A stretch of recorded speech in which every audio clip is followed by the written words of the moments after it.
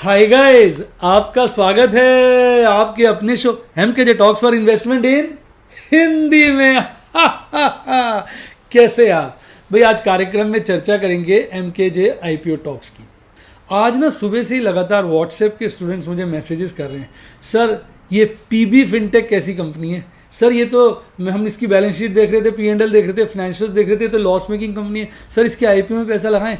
लगातार ये प्रश्न जो है मेरे व्हाट्सएप के स्टूडेंट्स और यूट्यूब के स्टूडेंट्स भी व्हाट्सएप के माध्यम से, कमेंट के माध्यम से पूछ रहे हैं कि इस आईपीओ में आपका क्या विचार है। तो मैंने कहा भाई चलिए आज इसकी वीडियो ले आते हैं। तो भाई बात करें इस कंपनी की। कंपनी का नाम है पीबी फिनटेक और ये एक इंडिया का लीडिंग या ये कहिए सबसे बड़ा ऑनलाइन प्लेटफॉर्म है जो दो चीज़ों में डील करता है, एक इंश्योरेंस प्रोडक्ट्स और दूसरा लेंडिंग प्रोडक्ट्स। इंश्योरेंस प्रोडक्ट्स जो डील करता है उसके लिए पीबी फिनटेक ने 2008 में पॉलिसी बाजार को लॉन्च किया था। अब इसका उद्देश्य क्या है? कस्टमर को पूरी इंफॉर्मेशन देना, पूरी ट्रांसपेरेंसी बरतना, सारी बातें बताना और उसको एक चॉइस देना ताकि वो अपनी रिक्वायरमेंट के हिसाब से जो उसके लिए बेस्ट है वो वाली इंश्योरेंस पॉलिसी खरीद सके। इस प्लेटफॉर्म पर एक तरफ इंश्योरर्स आते हैं अपनी पॉलिसी बेचने, दूसरी तरफ कंज्यूमर्स आते हैं पॉलिसी खरीदने, यानी दोनों के बाय सेल ऑफ पॉलिसी के लिए एक कॉमन प्लेटफॉर्म है। पॉलिसी बाजार ने 51 इंश्योरर के साथ पार्टनरशिप किया है, जिसके चलते 340 से भी ज्यादा health related, home related, motor related, travel insurance products जो है यहां पर अवेलेबल हैं। अब बेसिकली ये तीन तरह की चीजें हैं जो कस्टमर को ऑफर करता है। सबसे पहले प्री परचेज रिसर्च, यानी परचेज करने से पहले सारी इंफॉर्मेशन अवेलेबल कराता है ताकि जो कंज्यूमर्स हैं वो पूरी रिसर्च करके अपने लिए बेस्ट पॉलिसी खरीद पाए। Second, purchase including application, inspection, medical checkup and payment. उसके बाद उनको हेल्प करता है कि वो पॉलिसी परचेज कर सकें और उससे रिलेटेड जितनी भी एक्टिविटीज हैं वो परफॉर्म करने में मदद करता है। और थर्ड है पोस्ट परचेज पॉलिसी मैनेजमेंट, जिसके चलते क्लेम फैसिलिटेशन, रिन्यूअल्स, कैंसिलेशंस और रिफंड्स, सब मैटर्स की ये प्रॉब्लम्स जो है कंज्यूमर की सॉल्व करता है। कंपनी जो है बेसिकली टेक्नोलॉजी फोकस्ड है और इसका पर्पस है कि हम इस पूरे प्लेटफॉर्म को, इस पूरे सिस्टम को फुल्ली ऑटोमेटिक कर दें और कंज्यूमर जो है वो सेल्फ ड्रिवन, यानी खुद ब खुद सारे काम कर सके with minimum of human interaction. देखो, जब ह्यूमन इंटरवेंशन होता है तो कहीं ना कहीं हम बायस्ड हो जाते हैं। अब मैं किसी पर्टिकुलर इंश्योरेंस कंपनी के एजेंट को कॉल करूंगा तो वो इसी कंपनी की अच्छाइयां बताएगा, दूसरों की बुराइयां। नेचुरल है, मतलब इसको मैं अच्छा गलत की बात में नहीं कर रहा हूं, नेचुरल बात कर रहा हूं। लेकिन यहां ऐसा नहीं है, यहां सारे इंश्योरेंस के प्रोडक्ट अवेलेबल हैं।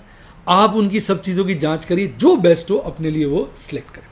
अब अगर हम फ्रॉस्ट एंड सुलेवान की माने तो जो पॉलिसी बाजार है उसका जो मार्केट शेयर है on the basis of number of policies sold in fiscal 2020 वो निकल के आता है 93.4%, यानी पूरा का पूरा मार्केट शेयर ऑलमोस्ट इन्हीं के पास है। और अगर हम बात करें digital insurance sales in India by volume, उसके अंदर पॉलिसी बाजार का शेयर निकल के आता है 65.3%।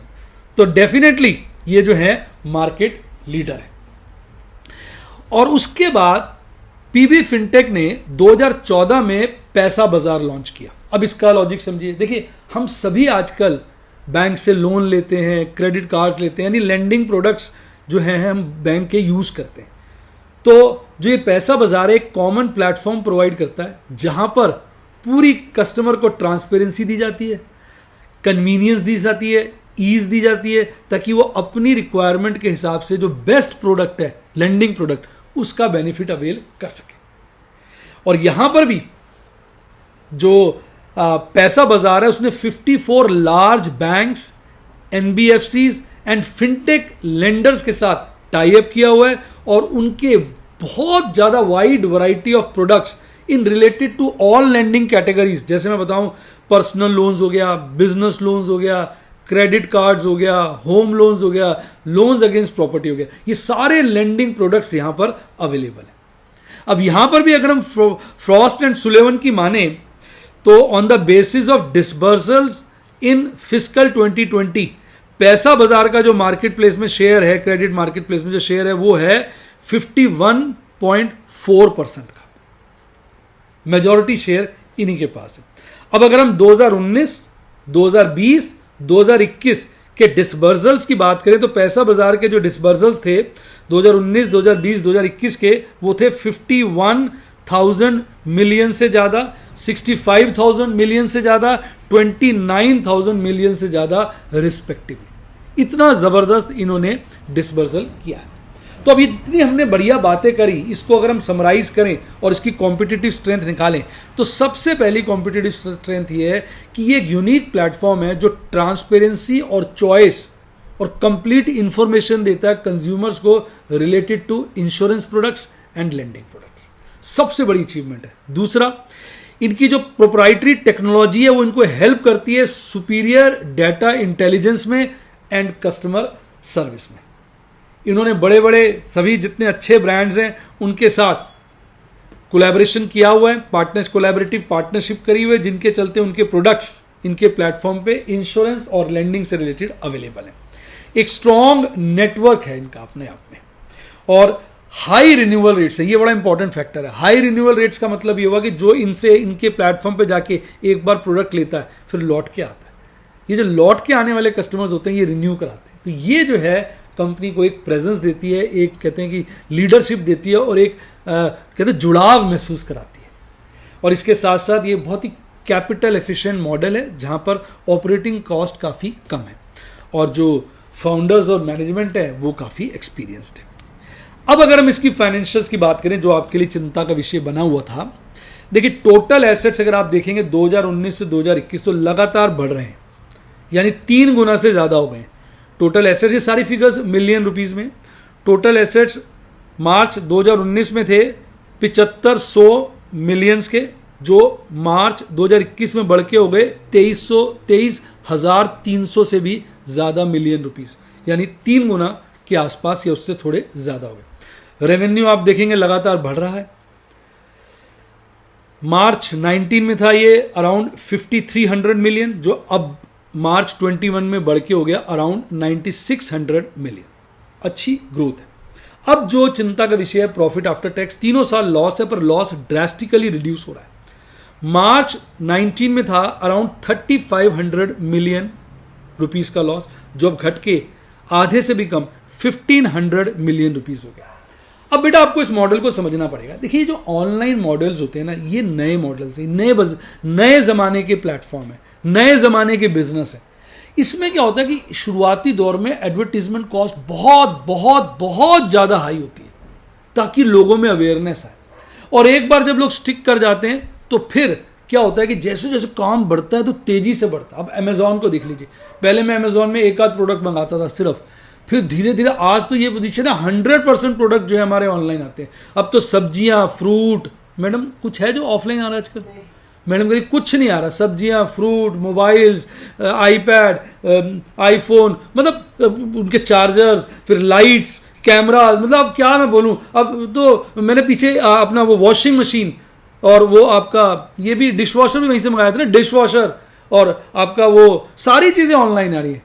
यानी ये हालत हो गई है कि ऑनलाइन डिपेंडेंस इतनी बढ़ती जा रही है और इतना कंफर्टेबल हो जाता है, कोई दिक्कत नहीं आती, कोई परेशानी नहीं आती। हम तो फेमस है कि सर के यहाँ रोज कोरियर आता है जी। तो अब यहां पर क्या होता है, बिजनेस जब मल्टीप्लाई करता है ना तो एडवर्टीजमेंट कॉस्ट उस प्रोपोर्शन में मल्टीप्लाई नहीं करती, पहली बात। दूसरी बात क्या होता है, क्योंकि लो कैपिटल बेस होता है और ऑपरेटिंग कॉस्ट में काफी लो होता है और कैपिटल एफिशिएंट होते हैं, तो जैसे जैसे बिजनेस तेजी से बढ़ता है तो बिजनेस बढ़ने की रफ्तार तेज होती है, तो एकदम ये प्रॉफिटेबिलिटी हाई देते हैं। ऐसा मेरा अपना तजुर्बा और मानना है। और जो इंडिया में जो ये लोग जो ऑनलाइन वाले हैं वो सारे इस पे बहुत ही ज्यादा डिपेंडेंट होते जा रहे हैं। अब अगर हम बात करें इसके ऑब्जेक्ट्स ऑफ द इशू की, तो भाई अब जो आईपीओ से जो प्रोसीड्स आएंगी उसको जो ये किस प्रकार से इस्तेमाल करेगी कंपनी। पहली चीज, ये अपने ब्रांड की अवेयरनेस बढ़ाने में इसको इस्तेमाल करेगी, दोनों ब्रांड्स की, पॉलिसी बाजार और पैसा बाजार। उसके बाद ये कोशिश करेगी ऑफलाइन प्रेजेंस के लिए भी खर्चा करेगी, ताकि इसका ऑफलाइन प्रेजेंस भी, तो कई लोगों को लगता है ना कि ऑफलाइन ऑफिस भी हो, थोड़ा ऑफलाइन प्रेजेंस हो, वो कमी भी दूर करने की कोशिश कर रही है। इसके अलावा स्ट्रैटेजिक इन्वेस्टमेंट्स एंड एक्विजिशन को फंड करने के लिए भी पैसा रेज किया जा रहा है। फिर ये अपनी जो प्रेजेंस है आउटसाइड इंडिया भी बढ़ाने में लगी हुई है, और जनरल कॉर्पोरेट पर्पसेस के लिए भी पैसे का इस्तेमाल किया जाएगा।